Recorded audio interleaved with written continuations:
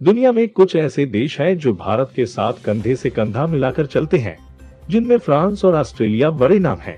और ये वजह है कि भारत के साथ अब कंधे से कंधा मिलाकर चलने वाले देश फ्रांस और ऑस्ट्रेलिया एक बड़ी बैठक करने जा रहे हैं। ये बैठक 13 अप्रैल को राजधानी दिल्ली में होगी।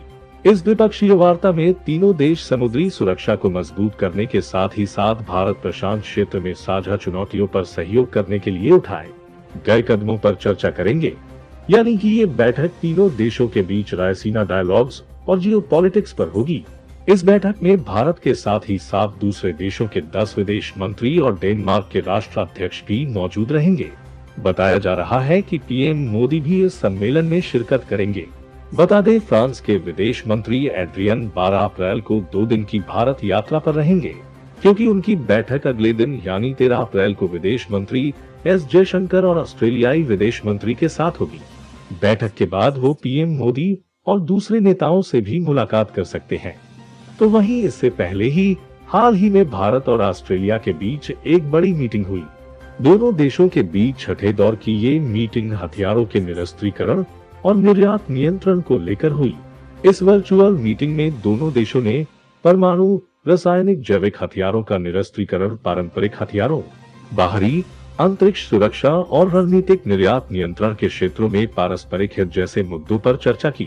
विदेश मंत्रालय ने एक बयान जारी कर इसकी जानकारी दी।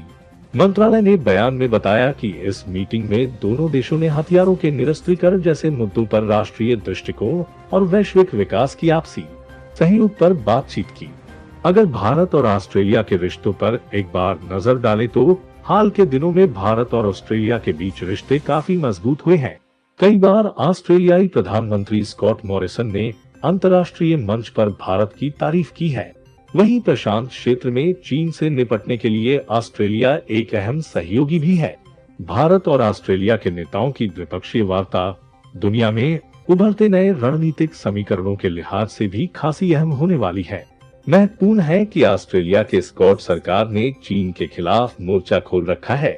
ऐसे में उम्मीद जताई जा रही है कि दोनों देशों के बीच अपने आर्थिक और रणनीतिक साझेदारी मजबूत करने के एक रोड मैप पर काम शुरू हो सकता है।